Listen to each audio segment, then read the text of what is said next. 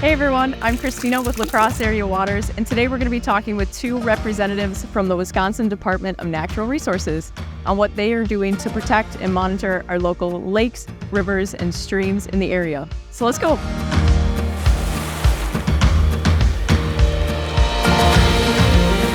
So could you please tell us who you are and what you do for the Wisconsin DNR? I'm Leanne. I'm a stormwater specialist with the Wisconsin DNR, and I do construction site and industrial permitting and inspections. I cover 9 counties in the West Central region. And I'm Kurt Rasmussen. I'm a water quality biologist.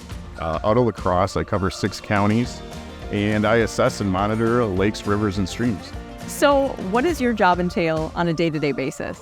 So on a day-to-day basis, if I'm in the field doing inspections, I may stop at a residential development and take a look at the BMPs they have in place, their silt fences, etc., and make sure that there are no sediment discharges to waters of the state. Our goal is to keep clean water clean. So what is the worst case scenario you've seen on a work site? So one of them was a large residential development where I showed up after a large storm event, and the sediment had entered the roadway and traveled a half mile down the roadway into our waterways. What kind of effect does this kind of bad site management have on the waterways if it's not monitored by people like yourself? It can severely degrade the habitat once it enters the waterways, and this has a negative impact on fish and aquatic life in those waterways.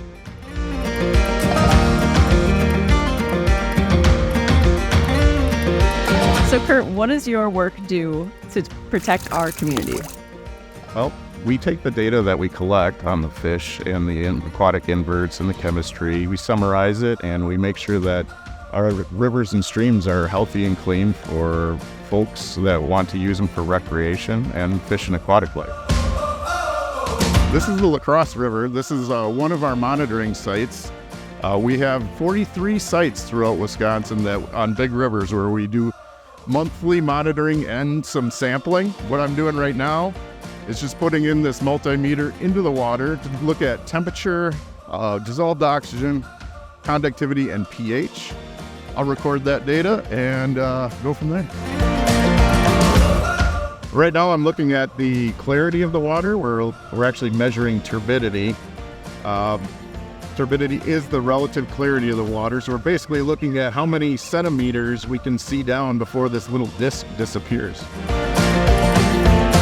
So just a little more about turbidity. The sample I just grabbed was from the La Crosse River. You can see that it's pretty cloudy, that there's actually sediment in here. This sample I grabbed this morning at Mormon Coulee Creek, a clear, cold trout stream from southern La Crosse County. And if you hold them up, you can see the difference. So the amount of light that goes through is the turbidity. The amount of particulate matter or sediment in here is the total suspended solids. So what are 3 things that you're sampling when you do this? Well, I am sampling for nutrients. That's a big thing that impacts the waterways. We're also looking at chlorides, and this bottle is actually for the total suspended solids. What is TSS, or total suspended solids? Total suspended solids are generally the sediment that you find in suspension in the water. For example, what Leanne was talking about, where you get accumulation of sediment, this is the fine sediment that moves down the river. You can see the plume from it. So when you have a site like Leanne was talking about earlier, some of the issues are that plume that comes in and settles down on all that habitat. So what does the data show? Are Wisconsin waterways getting cleaner? Well, we're definitely making some impacts. We see a trend where you're getting some decreased nutrients throughout our rivers and streams, but we also have a long way to go. Do you have any advice for anybody that's looking to make an impact on the waterways but doesn't know where to start? Yeah, a lot of it has to do with stormwater for the residential folks. You clean up your pet waste. You can not put stuff down the storm sewer, pick up your lawn clippings, clean up anything that will get into the storm sewer system, reduce the amount of nutrients that you put on your lawns. All of these things help.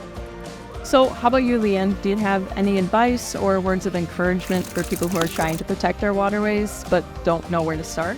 I think Kurt summarized it perfectly. We need to keep clean water clean. So the only thing that should be going down the storm sewer system is clean water. Rainwater, snow melt, everything else, your pet waste, your leaves, should be picked up and not allowed to run down there because we want to keep our waterways clean and we would appreciate help doing so.